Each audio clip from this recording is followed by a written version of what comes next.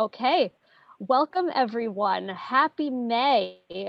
We're in the height of spring. This is what it looks like, right? Right behind me here, lots of beautiful green full leaves. Welcome to our May Sustainable CT Coffee Hour. I know some of you have been with us for a long time. We started these last year as we all went into lockdown, and COVID has given rise to a lot of new traditions, behaviors, policies. So the coffee hours emerged from a space of challenge, and we're delighted because here we sit now with this wonderful monthly program that's typically held on the third Friday of the month at 10 a.m. For those of you who have been with us before, it's a space for all of us, as you know, to informally share our sustainability work. It's a place of honesty and vulnerability. So please not only share your successes, but also your questions and your challenges. It's a space of mutual support for one another. And it's also a space we hope to build community across town boundaries and inspire collaboration among all of you. And also for all of you to get to know us, the Sustaianble CT team, better. I know many of you. For those of you who don't know me, my name is Alyssa Norwood, and I'm a program manager with Sustaianble CT and have many roles, but my primary role is running the certification program. And as we move through these monthly coffee hours, different members of our team will be running them. So it's a pleasure to have the opportunity to host this month. I'll also remind everyone that these coffee hours they're for you. So please let us know what's most useful. Our topic today focuses on homelessness, and it arises from the fact that Carl, who I'll introduce formally in a minute, has been getting a lot of activity and questions as folks have noticed more people in their communities, perhaps as a result of the pandemic, perhaps as a result of the fact that we all are a little bit more sensitized and aware to perhaps what was already there. But our topic emerges both because you've asked for it and also because we thought it would be an interesting space to start challenging some very common misperceptions around homelessness. And maybe you come to this call thinking that you don't have anyone in your community who's experiencing homelessness, and you might leave this conversation thinking differently. So the last thing I'll do before I get to formal introductions is I'll ask, many of you who've been on our coffee hours know that it's a great way for us to get not to know each other by face and name, but also by community. So on the box where you can see your face, if you hover your mouse over the top right-hand corner, you'll see 3 dots. And if you select rename, you'll be able to change what appears there. So if after your name, you could also put the town, or if you're with an organization, the organization that you represent. So we'll see not only from a name and face perspective who's here, but also the geography that we have across the state.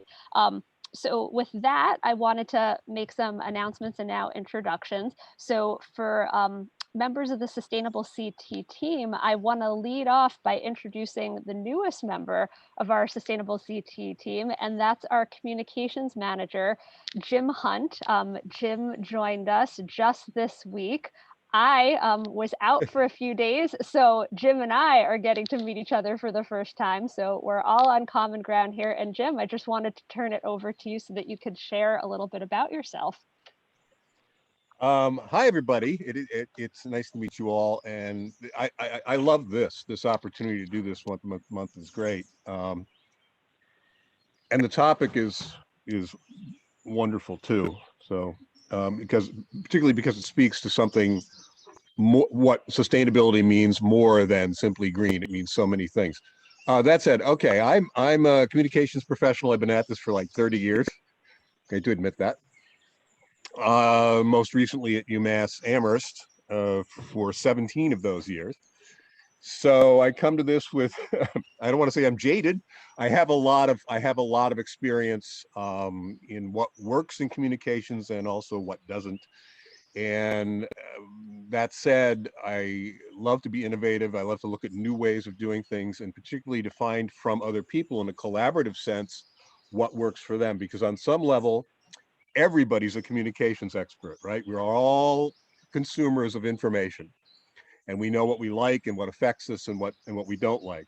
And that's very valuable to somebody like me who's putting together communications programs. So I'm going to be relying on you folks a lot to be able to help and steer and consider and come up with new ideas and new voices. So that's what I'm going to try to bring to Sustaianble CT. Very excited to be part of this. I can tell you, everybody that I associate with professionally and personally are very happy for me to be connected with this organization. In a very short period of time, it has gained a very good reputation in a lot of circles, and I would not have wanted to join it otherwise. To be honest, I want to be in this stage of my career. I want to be associated with a good group of people trying to accomplish good things, and that's what this appears to be to me. So thank you for the welcome, and I'm looking forward to it. There you go. Jim, thank you so much. We are so lucky. For those of you who are enjoying the longer summer days and perhaps more social contact that you've had in a while, I know I'm at least fundamentally reconnecting with myself and my love both of storytelling and hearing stories. And that's probably our greatest underutilized potential at Sustaianble CT, the fact that there is a wealth of so many incredible things that are happening Right. locally, regionally. So we're really excited, Jim, to have you on board, not just to talk about Sustaianble CT going forward and be a mouthpiece for our program, but also to really lift up the work happening across Connecticut. So welcome, and excited to have you part of the team and our coffee hours going forward. I just want to have other folks who are part of the Sustaianble CT team, just a quick acknowledgement. Again, everyone probably knows you, but if you could just say quick hellos, Torin, Lisa, whoever else might be on that I missed. Yeah. Good morning, everyone. Can you hear me okay? Yes. Great. Well, I'm Lisa. It's very nice to see some of you again and meet others. And yeah, I'm very passionate about this subject, and I'm really looking forward to today's discussion. I'll pass it over to Torin. Thanks, Lisa. Hey, everybody. I am Torin Ratatoni. Sorry, you're not going to see my face. If you see it in the little boxes, that'd be great. I am Sustaianble CT's website manager. If you see something on the website that isn't working or may not be functioning the way that you need it to, it's probably my fault. Always a pleasure to be on these coffee calls with you guys. Okay. Thanks, team. So without further ado, I'm going to pass things over to Carl Asikainen, who is the project manager for field mobilization at the Connecticut Coalition to End Homelessness. He's giving me a thumbs up because I pronounced his last name properly. And so it's a really wonderful story that Connecticut Coalition to End Homelessness approached us about, it's coming up on 2 years ago now, right, Carl?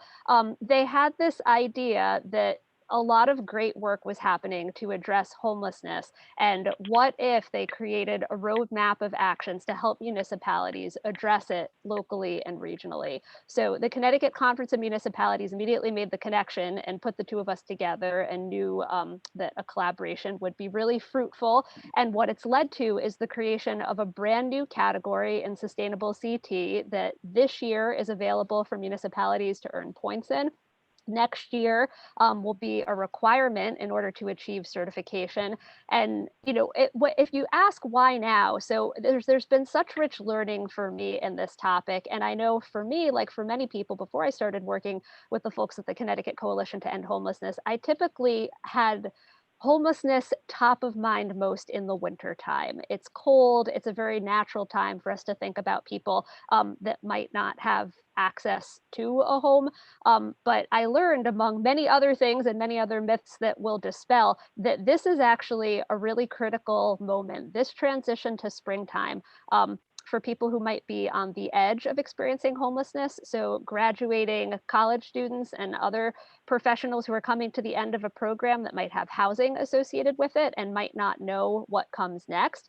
Also families that are coming to the end of the school year that are reliant upon the public school system for childcare, having to make some very difficult financial decisions with respect to whether or not to stay home and watch their children and forego income, or whether to send their kids to some kind of environment that will perhaps take a piece of their budget and lead to some difficult financial choices and difficult making payments toward housing. So it's one of many interesting areas that Carl will discuss. So Carl, I'll turn it over to you. And the last thing I'll say is that, these coffee hours are meant to be not your typical presentation. So Carl has some slides, but we'd really like to foster some interaction and discussion. So he's going to be doing this in chunks, and then we're going to nix the PowerPoint because we want to see all of you and we want to have some dialogue, and we encourage and support your questions. So let's make this lively. And Carl, thank you so much.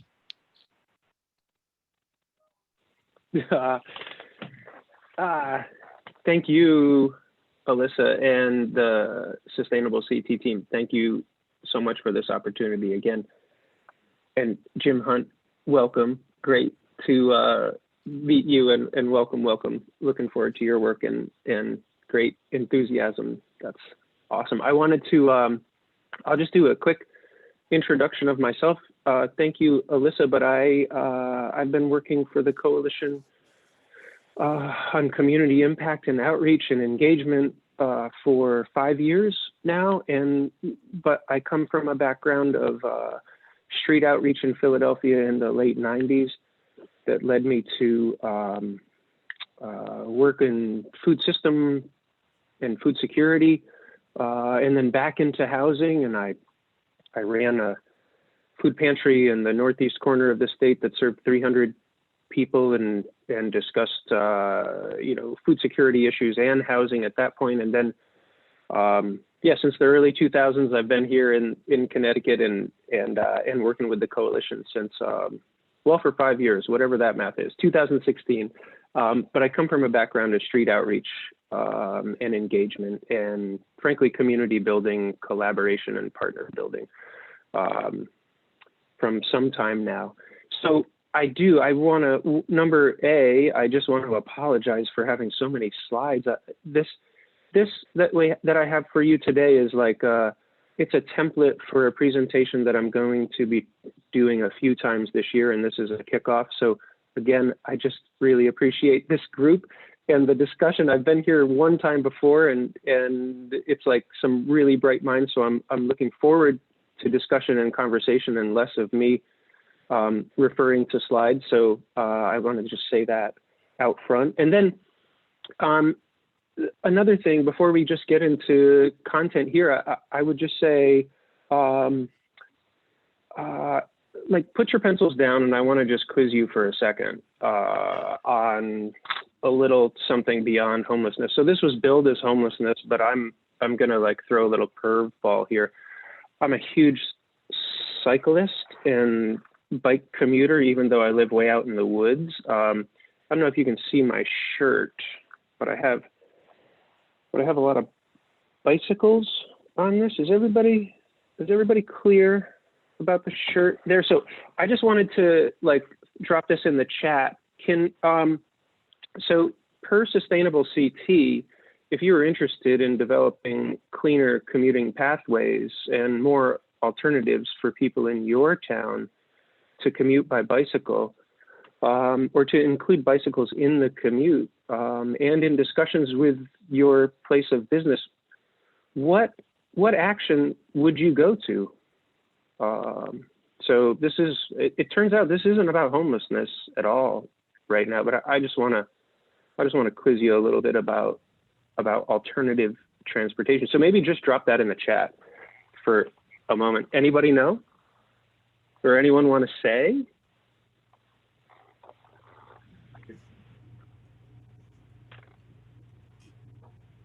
Complete streets. Alyssa's got it. Alyssa has that. Yes. Shout out. I think that I work for Bloomfield, and we are looking at some traffic calming measures. We're engaging with the community to see what that would look like, which is really great. But I also want to give a shout out to West Hartford, because they have they have a pilot program that Catherine can probably speak to, where they're testing out a very busy main road. And I would love for that main road, for many reasons, to be made more pedestrianized. And I live only 5 miles from work. I can't ride to work. It's so dangerous because of 2 main streets. I can't get here. So yes, I'm with you. Thank you. Two good things happening, I think, with 2 neighboring towns. So I'm really interested to see how that works out with both of them. Bloomfield and West Hartford. That's some collaboration. Awesome. Yeah, so action 6, right? Clean and diverse transportation system and choices. There was multiple rungs for me to hang some of this cycling advocacy there.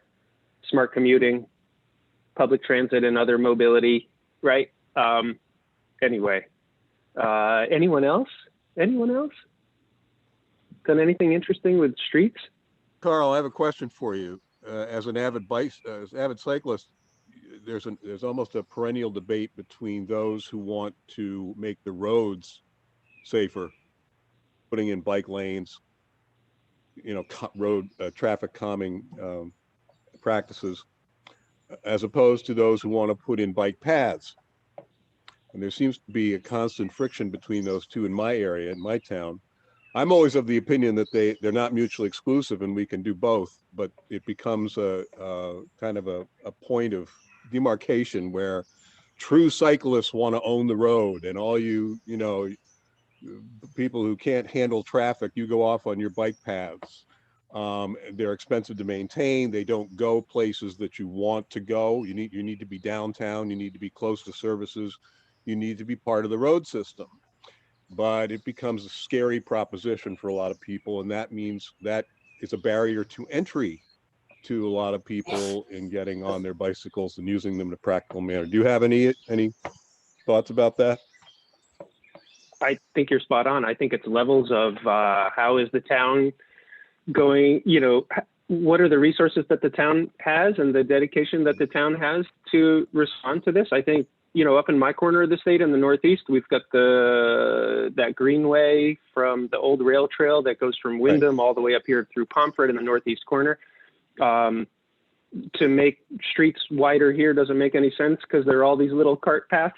I think, again, coming from a history of living in Berkeley, California, where they dedicated streets to commuters during particular times. They also had dedicated bike lanes. That's just fantastic in urban or more busy areas. And then if we could link those up somehow with these broader bike paths that exist, I think you're right. They're not exclusive. It's all of the above and what fits in with your town. Awesome. Yeah, we need both. That's so cool. Thank you. Cool. I have a lot of content to get through. I wanted to throw that out there because I'm a bike advocate, and Sustaianble CT does an awful lot. You all know this, but I wanted to just call attention to that. So thanks. I'll hop into some of my content now, and I'll try to be thorough, but thank you. So let's go. We'll just go to that first slide. I try to identify some, or the next slide. I try to identify some of, the goals here for today. So here's the context. Our system is divided into 7 regions. They're called coordinated access networks. It's coordinated by 211, which is the statewide basic needs number that folks can call for many things around basic needs: childcare, housing, transportation, healthcare needs, food needs, etc. And then HUD categorizes, or HUD has some very specific language about how we talk about homelessness. And the HUD categories of homelessness shape the response system within the state. So I want you all to know that up front, and many of you probably already do. And this is also, this training and the content that I'm about to go through is in response to municipal social service agent requests. So January, February, March of this year, we did some intensive outreach to all of the municipalities in the state to try to stir up social service agents for the elderly, folks who would be engaged in providing social services at a level to talk to them about homelessness. And we had a common plea for more education and training to be available, and just kind of basic education about how this 211 integrated response system works. So this training is really a response to on the ground discussions with agents in municipalities. And what I want to do is, again, just introduce you to the language that Housing and Urban Development, our federal agency that responds to homelessness, among other things. I want to introduce you to that language and how that shapes our system response. I want to give you some examples of the work that municipalities do for each of these 4 different categories. And then I want to connect to, and this is, I've got my hands full, and then I want to connect really quickly the Sustaianble CT actions that we've outlined, as Alyssa mentioned, in 12.6, or in action 12, the newest action that addresses homelessness with Sustaianble CT. So that's my goal. And if you go to that next slide, I'll just jump right in. So here we are, really briefly. There are 7 cans. They are, you know, the Eastern can is the largest. Each of these networks has a general set of services that are the same. But then there's also different assets and resources in each can. And although 211 is the system where everyone accesses services kind of equally, what you could be able to access in the central can, the very smallest one that's kind of pinkish, I'm colorblind, in the middle of the state, they might have fewer resources for a particular population than some others. The Eastern can might be more outfitted to address family homelessness, for instance. The Southwest might have more money for prevention. There's affluence down there. So this is our entirety of the system. This is how folks responding, or folks who are asking for housing resources, this is where they're placed upon their call to 211. And again, we work with 211 very closely. We share data between CCH and 211, and then with all of the coordinated access networks about amounts of calls, et cetera. Okay, for the next slide. And then again, very quickly, just as a reference, and we'll share these with you so we don't get bogged down in this, but this is how the system works. A 211 call prompts that conversation with the 211 worker who is also versed in diversion, which is, you know, how can we, given the emergency and the crisis that's in front of us, how can we keep families housed in where they are, or alternatively, while we work on a plan to stabilize their housing in the future? That's essentially the diversion conversation. But if there's nothing that's available for them, then they get assessed for the access to the can and prioritized for shelter, et cetera, if there's nothing else for them. So I want you all to just see this as a reference. This is how the system works. If we're looking at this diagram on the left side where there's outreach and there's a call, we need to really strengthen outreach. And this is where municipalities play a giant role in expanding the collaborators and the partners and the allies that we have in addressing homelessness. So municipalities actually play a role in all of this diagram, but I would just say outreach, you know, we struggle with outreach, and I'll get to that hopefully in the slides coming up a bit, but municipalities play a role in, or can play a role in the whole of this system. So, okay, if we could go to the next slide, I'll get to category 1. But let me just stop. Questions on those first 2 slides. The CAN system, the geography of the CAN system, and the work that CANs do. Does anyone have any outstanding questions before I roll into these the actual definitions of homelessness by HUD?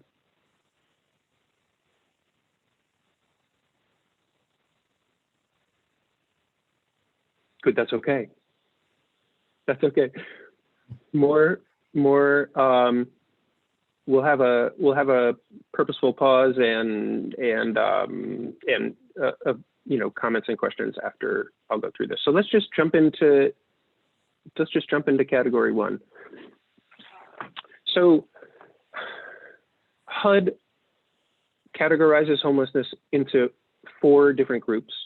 Category 1 is literal homelessness. So these are folks who are outside, individuals or families who are actually unsheltered or who are living in sheltered. And I want to just example this for you all. In conversations with municipalities, many have said like, well, we don't really have homeless people here. There's people just in their car that are passing through. And it could be true. They could really be passing through, but we also want to get them to services as quickly as we possibly can. So I want to just talk about like what literal homelessness looks like, the eligibility for services when people are literally homeless, and how towns can respond themselves, and then, within Sustainable CT and then outside of Sustainable CT as well. So literal homelessness, I say an example of this is an individual in their car at Walmart. And I use Walmart as an example because Walmart has a kind of open policy about campers parking there, people who are traveling. It turns out to be a community setting up here in Wyndham and in Putnam, where outreach workers actively engage with Walmart parking lots to see who's there longer term or long-term, or who looks like they're living out of their car. It's an outreach point. So anyone who's in their car at Walmart, this seems really clear. Even if it appears that they're passing through and you haven't seen them before, that is a literally homeless person. We should engage them with outreach if we possibly can. People utilizing Little League dugouts. This is just something that comes up from a conversation with the town of Brooklyn. From years ago, people sleeping in community spaces that they don't have any power, they're clearly outside, like obviously this is an unsheltered person. Folks who are in a house without utilities or services. Back from my time doing street outreach in Philadelphia, this was called an abandominium, which is it's a fantastic and creative name, but really someone who's in a house where the electricity is turned off. That's not fit for human habitation, or someone who's sleeping on a porch outside of a house, right? That is not fit for human habitation. Or I just want to say too, someone who's in a camper, like a camper right now in Connecticut seems like a beautiful space. But families who utilize campers year round, it's just absolutely not an appropriate space for them. We coordinate with DEEP to do some outreach through campgrounds to make sure that people who are there are housed in a sense at the end of the season. And you would be surprised, or maybe you wouldn't be surprised to know how many people within both private and state campgrounds have no place to go at the end of the season. So I would say those are some examples. I'd look forward to hearing kind of more of your examples, but I think that this is pretty clear. The system response for this is that outreach is concentrated in particular parts of Connecticut, and I would just say it tends to be around urban areas. So as we get to rural areas, outreach is more challenging. We need to be in contact with the backbone agencies and with dedicated outreach workers. So for up here in the northeast corner, they're out of Wyndham proper, Willimantic, and out of Danielson, and we need to link them up with our towns here. I would just say a really strong connection is between Journey Home for the greater Hartford area and the town of Enfield, responding to people living in their cars, actually a minor or 18-year-old living in their car, refusing services, connected with Journey Home outreach is just fantastic.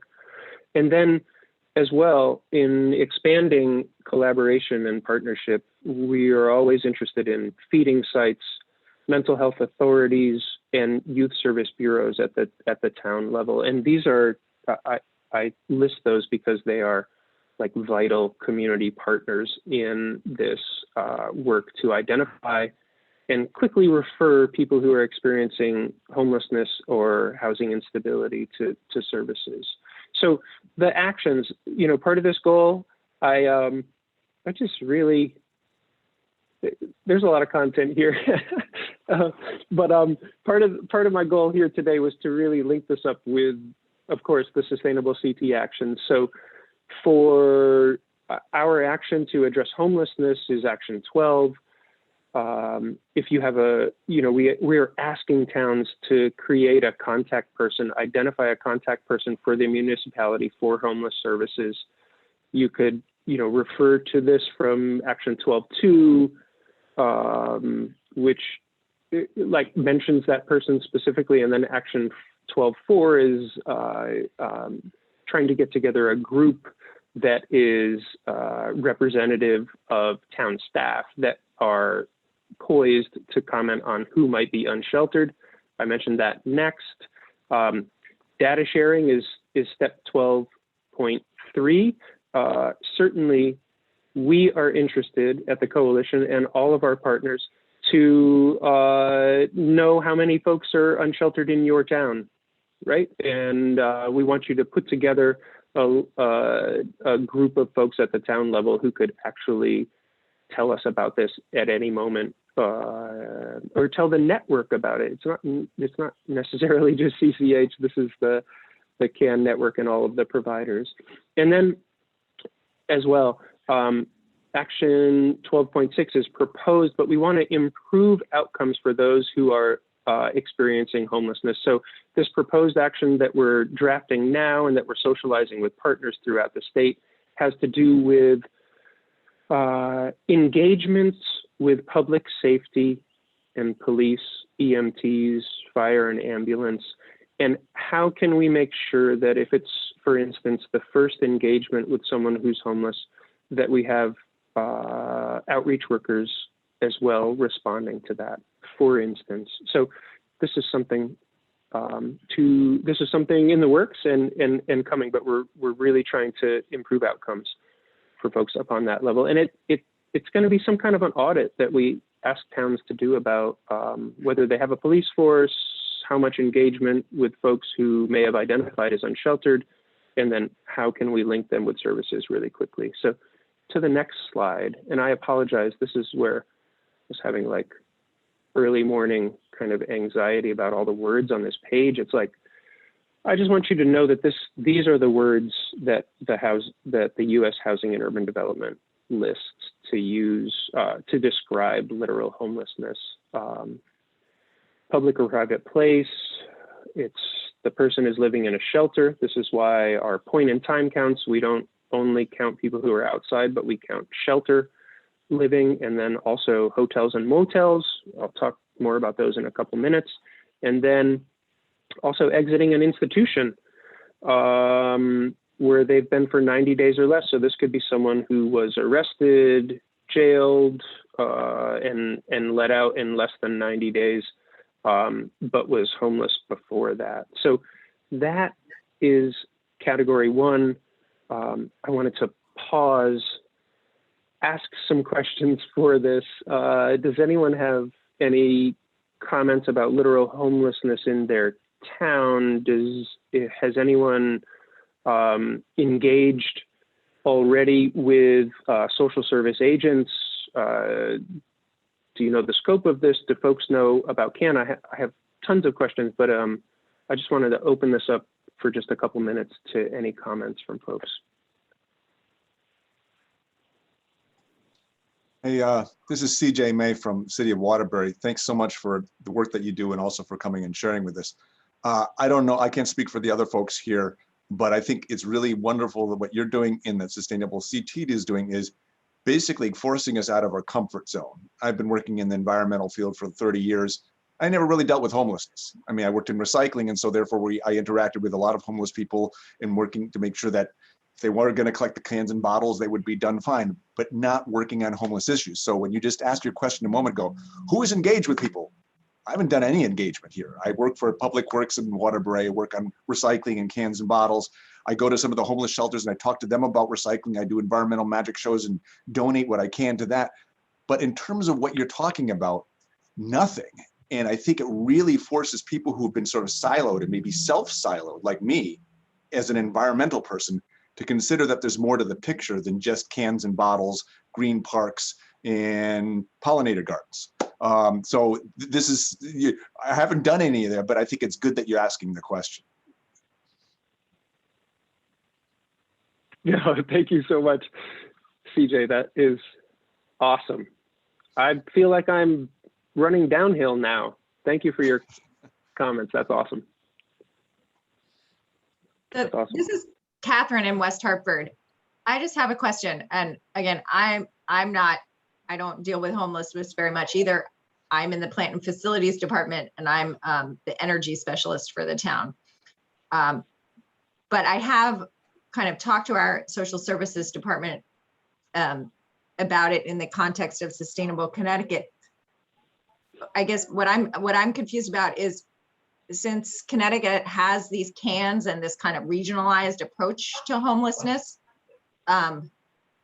do the towns also have a point person? Because I'm not sure West Hartford does. I mean, I know we have lots of people who would help if someone called and point them to the correct resources.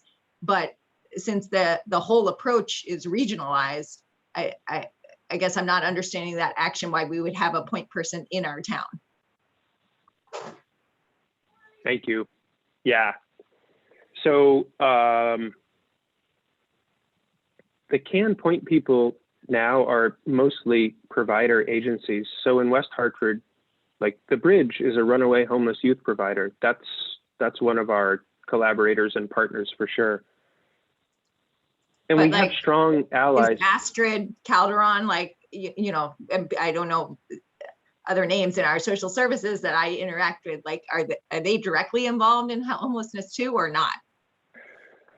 No, it's really fitful, Catherine.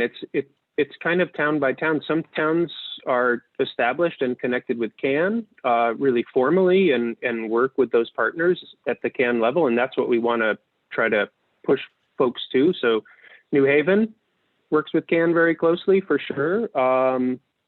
But really it's town by town work. And so in West Hartford, I'm not exactly sure who the social service agent is. I think we tried to outreach, but that might be my own memory issue, and nothing wrong with West Hartford. But I would just say that the connection of the social service agent from your town to the coordinated access network should not be taken for granted.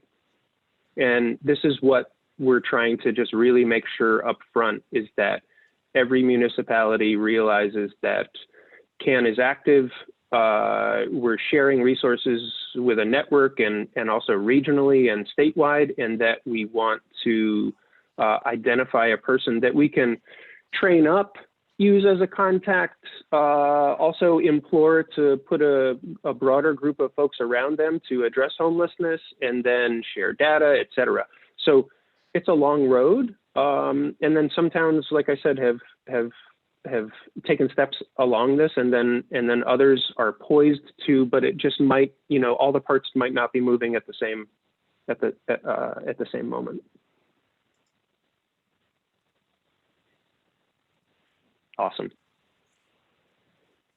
Thank you. Any other questions? I'm like mindful of time, and I have like these other 3 big bears of slides to get through. So I'm just going to try to muscle through some of them, but I, you know, any questions, just drop in the chat. I apologize for for being so content heavy, but I think it's very important that you actually see words.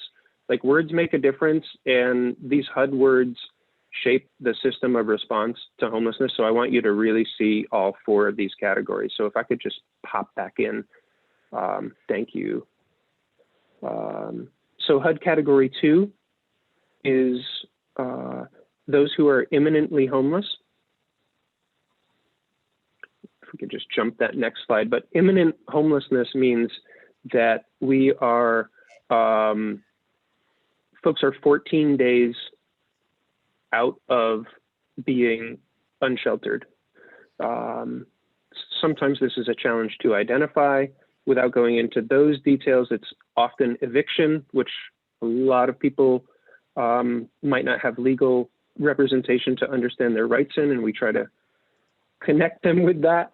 Or they could be, not actually on a lease and just being displaced because of something else. So I want to let you all know that this category 2, the imminent risk of homelessness, is something that each coordinated access network addresses.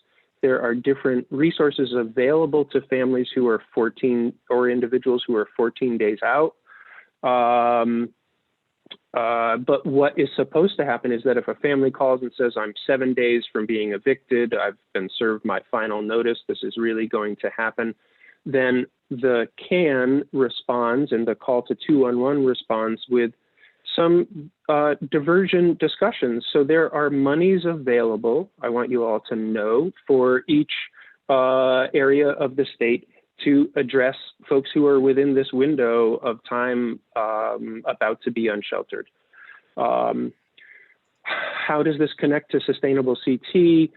Hamden itself, and there's other towns who have done this, have applied for community development block grant monies. This is Action 12.5. These other resources that the town could apply to address homelessness. Amongst them as well is partnering with your public housing authority to have some set-aside units. I would just say, if you have public housing authority friends, this has been done in a great many towns and we can help with that. But how can, so Action 12.5 is, towns dedicating money to it, or money to the problem of homelessness. And then as well, and I'll get into this in the next couple of steps because I know I'm right on time, is any working group concerned about homelessness at the municipal level should include a school district representative. So for Waterbury, I just talked to Shainia Paris, who is the McKinney-Vento district liaison. This is the person who's concerned about homeless families and students at the district level. And she said, anecdotally, because this is kind of private information, but anecdotally that there are 427 students within the Waterbury school district who are doubled up at this moment. And so we'll kind of get to that, but there's some, the schools themselves are really important areas of both community connections to resources and data around families who are struggling with housing instability or homelessness. So let's just hop to that next slide so you can see the wordage about right from HUD. So imminently homeless, 14 days, the residents will be lost. There's no other residents that's been identified. The family doesn't have resources to do anything else. So let me just take a quick pause. Does anyone have a comment about imminent homelessness? Or folks who this is like that, I don't know if you've seen the United Way, like Alice work, the income constrained, asset limited folks. These are folks who are on the verge of being unsheltered that communities know about and that are engaging with. But does anyone have anything to say about this category of homelessness? Carl, Charlie Tracy, you mentioned that you had a discussion anecdotally. And how do we broach this topic with the local school systems or with local agencies while maintaining that shield of privacy and still wanting to get something done? Yeah, that's great. So schools can't share information. It's protected by FERPA. And oh my goodness, there's 2 federal laws. I need more coffee. There's one more federal law, like schools cannot share information. Give me 1 second. So I think, Charlie, the best role is outreach, find out who is the McKinney-Vento in the school district in Pomfret, outreach to them on the phone. how many families are you working with this school year? They have to report this twice a year. They don't have to tell you information about who the people are, no identification, but just so you know the scope of it. So 427, those were doubled up families. I didn't ask Waterbury about unsheltered. I didn't ask Waterbury about hoteled, and we'll kind of get to that. But I would say outreach directly to your McKinney-Vento. Thank you. Yeah. Let's go to the next category, because I'm so sorry, Alyssa. I'm like running a little tight here. I apologize. You're like perfect as you are, Carl. The slides, they're going to be there for everybody. The questions and the conversation are just as important. So no, keep marching. You got this. Thank you. Okay, so category 3, homeless under other federal statutes. This is like a, our system of response in Connecticut really overlooks category 3, because category 3 it might include folks who are not literally homeless. And so those could be runaway homeless youth who are just seeking services through the RIE providers, and there's 3 of those in the state. I can tell you a lot more about this offline differently. But then also with schools, and I keep mentioning McKinney-Vento. McKinney-Vento is the federal law that mandates the work that school districts will do. So homeless under other federal statutes really suddenly we include this list of people who are doubled up. And that's important for towns and municipalities to know. So your school district, Charlie, will know about how many families that we have doubled up in a setting. How do we, are there gaps here? My goodness, we have struggled. There's a quarter of the kids since the pandemic started that haven't checked into school at any level. So McKinney-Ventos in our school districts need our support. Minor homelessness, that 17 and 16 and 15-year-olds who are unaccompanied, apart from their families, this is a difficult population to track and to provide services to comprehensively. There's some work groups in the state that are trying to do this in partnership with the Department of Corrections, the Department of Children and Families, youth service bureaus, but you should know minor homelessness is a challenge. There's my 427 students. There's 3 RIE providers in Connecticut. It's really challenging with data to figure out how many they're serving kind of overnight. We just have like a disconnect with the connection of timely data there. So I'll just kind of put that aside in the spirit of timeliness. But I would say for Sustaianble CT, your school district is really important for understanding the scope of homelessness in your municipality. And this addresses, thank you, Alyssa, RIE. This addresses the education piece, 12.1, the contact person, 12.2, and then also the group of folks that you would assemble, hopefully at the town level, to comment on how many people are unsheltered or struggling. So let's go to that next slide. And I've got this thing on the ropes, or maybe I'm on the ropes. I can't tell, but this is the actual language from HUD Exchange, unaccompanied youth under 25 years of age. So if you would just look, this is speaking to 25 and under, not just high school age folks, but unaccompanied people under 25. That's the definition of youth in our homeless service system. UHI, the unaccompanied homeless youth, refers to folks who are 17, 16, and 15. So they're homeless under other statutes, they haven't had a lease, and they've experienced this persistent instability, and it's going to be, this is going to continue without an intervention. So I'm just going to jump right into category 4 because I can do this. And then we'll just take some questions. The last category that HUD outlines is fleeing or attempting to flee from domestic violence.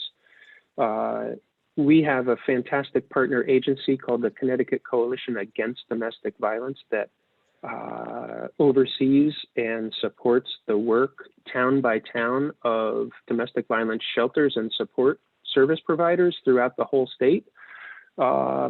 This is an anonymous system, so I would just say up in the northeast corner, I know, we have, I've donated to food and other services to houses in Danielson and in Putnam, so I know that we have some places up here. You might not really realize that there is a safe space for domestic violence survivors or folks who are fleeing that are in your town. Public safety is mandated to respond to this. Towns are mandated to respond to this, and it is a very anonymous system with good reason. So I would just say, without going into more detail, the anonymity of this system is very important because there are people fleeing violence. We have to respect that. I don't think that any town should embark on a path of trying to share information with CCADV. You can support CCADV, but data sharing there is definitely a challenge. But I would just say know or realize that this last category of homelessness per HUD is supported statewide, and your municipality could be doing already, or probably is doing already, really important work either within the town or regionally to support the work of CCADV and their member agencies. And then that last slide is just the wordage, the HUD wordage, which describes this, fleeing or attempting to flee. I would just say as a side note, and then I'll stop and listen, is for someone who's in the house, if it's a family, there's domestic violence in the house and a young person flees that violence, right? So if they're 17 or even if they're 18 or 19 and they're leaving violence that's occurring in their house, there's resources for those young people who haven't experienced violence themselves, right, upon them, physical violence upon them, but is actually leaving from a violent situation. I would just say there are additional resources for young people. The definition gets expanded a little bit for children and young people who are within that situation. And then I will, I'm sure you're all grateful. I'm sorry you had to listen to me talk for those whole stretch of minutes, but I really appreciate being able to go through this actual wordage. I'm working, really creating a plan to work with towns, for the foreseeable future to be able to articulate how each of these categories fit in with sustainable CT actions that towns could take. So I'll stop there and take any questions. And then thank you so much, Alyssa and team and folks who have stayed on this call for that whole time. I'm really sorry about your Friday morning. Carl, no apologies. Put that I'm sorry down. We're so grateful. I do want to acknowledge, right, this is a topic that demands us to kind of like move beyond the bounds of schedules, right? It deserves a lot of time and care, but I also want to acknowledge that we live in bounded time as professionals and volunteers with other obligations. So the first thing I'll say is it's 10:55. We promised you we'd be done at 11. So when 11 o'clock comes, if you need to go on your way, please do. And thank you for being here.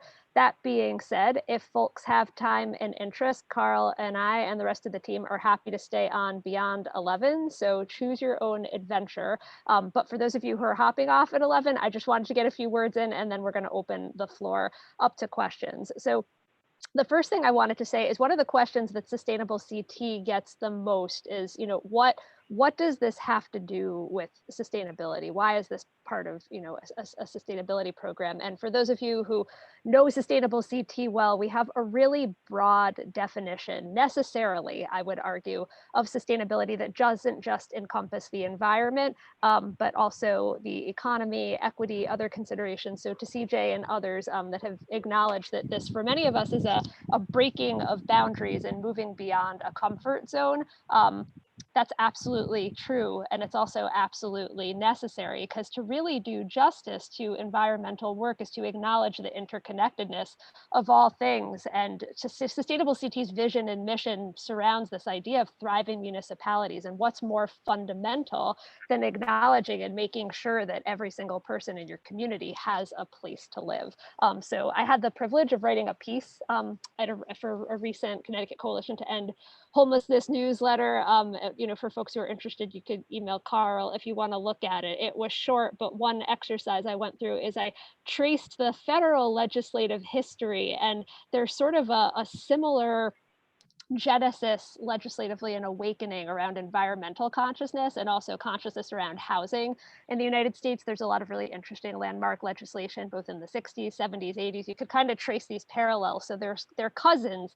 And it's exciting that Sustainable CT is one of many spaces to kind of see these housing and sustainability fields come together. A second point that I wanted to make was around this idea of otherization. So, right, like homelessness people, oh, they're over there, I sit over here, because it's very uncomfortable to acknowledge the reality that homelessness is a temporary condition, we hope, and anyone can experience it. So people experiencing homelessness, they're not someone else, right? We all sort of saw in the pandemic how tenuous life is. At any moment, any one of us could have lost our jobs, our livelihood, and the line between housing security and insecurity is very thin. So I'd invite you all to make this personal and grapple with yourself and the people in your life, and kind of go through the thought exercise and imagine how, any one of us could land there. It's very easy to deny that and think otherwise, but any one of us, for things beyond our control and circumstances beyond our control, could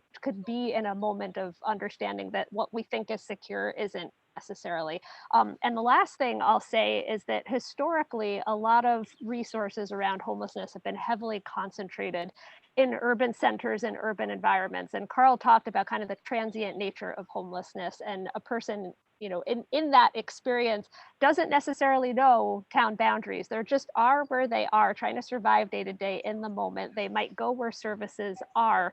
That doesn't mean that suburbia and rural Connecticut doesn't have residents experiencing homelessness. It just might mean that they need to leave the community in which they reside because the supports aren't there, if they even can. By the way, we're not a well-connected state. Carl led with bicycling infrastructure, and we could have a whole nother community coffee hour about transportation infrastructure in Connecticut. But this is a moment of collective responsibility, kind of marrying this idea of shared fate, and this could happen to me, with our role and our moral obligations as municipalities, to provide support. And what that looks like recognizes the reality of each community, right? Not every town needs to build a homeless shelter, but it might be building a relationship with your CAN or your neighboring municipality and being engaged in at least having a conversation and building a network of mutual support so that everyone is working together on a regional basis, on a statewide basis to address homelessness. So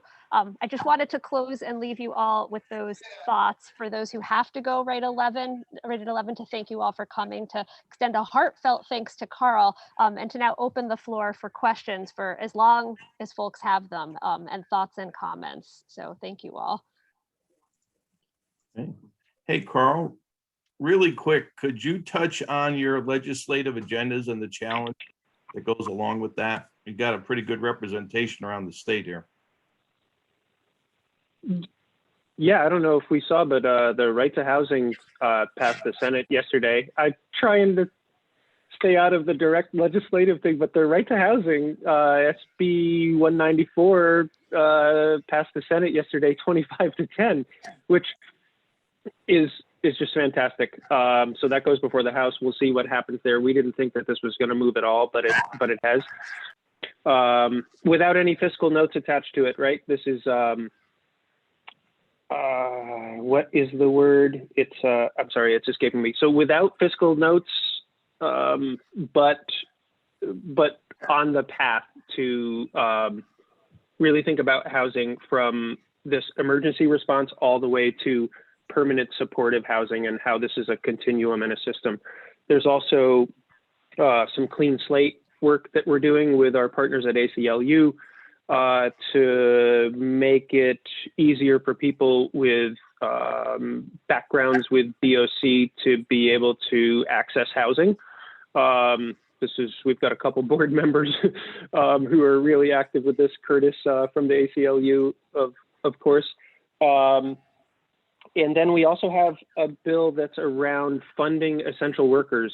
So we've realized, or we haven't realized until the pandemic we feel we haven't realized until the pandemic that shelter workers, this is like a vital resource for the state. They're doing really important frontline work. And so we have a campaign now with partner agencies called I Am Essential, which is highlighting the work that shelter direct service providers are providing. And we're trying to make pay equitable with the work that they're doing and the importance of the work that they're doing throughout. So I might be leaving one out, Charlie. Thank you for that quiz there. But those are our big three things. And really, frankly, yesterday was the vote on the right to housing. Actually, the word is aspirational because the right to housing doesn't have a fiscal note attached to it. So this is setting this kind of setting the table and the landscape for, further discussions around how we can make sure people are, no matter what housing crisis they're experiencing, are linked in with these channels to resources and supports. Thank you. Thank you.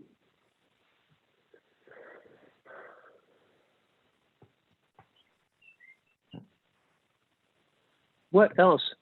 Anything else around outreach or unsheltered? I mean, we're really concerned about people who are outside, right? First, if we prioritized populations, which the system does, we just want to know, and we want your town to feel kind of free and have the knowledge to know about how to partner with coordinated access networks to engage with people who might be unsheltered in your town, if it's rural or urban or other.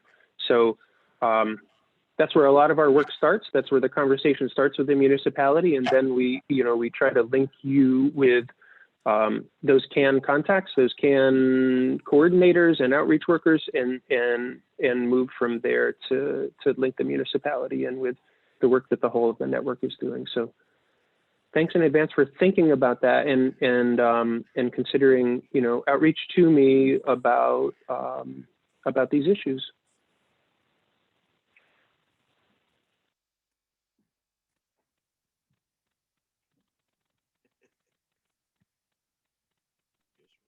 Okay, going once, going twice. Any other questions?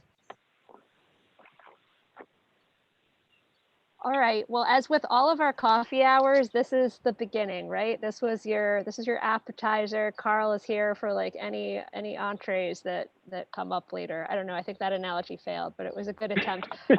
So glad that you were all here. Thanks for your time. I hope you all have a fabulous weekend and that you leave feeling more knowledgeable than when you came. So be well, everyone, and we'll be in touch. Both the recording and the slide deck vis-a-vis the amazing Torin, once available, will be up on the Sustaianble CT website. If you head to the events calendar and click on this event, the links will be there. And for those who are still on, the last thing I'll say is I'll remind everyone that Sustaianble CT has equity coaches available to all of you. Every topic on the Sustaianble CT roadmap benefits from a deep, thought through approach on how to engage the whole community. But obviously there's a special need when doing this work around outreach to people experiencing homelessness, where their gentle and thoughtful guidance and experience could really help augment what you're doing. So email info@sustainablecT.org if you'd like an equity coach to help you with this, or anyone else. And have a great weekend, everyone. Be well. Thank you. Thank you.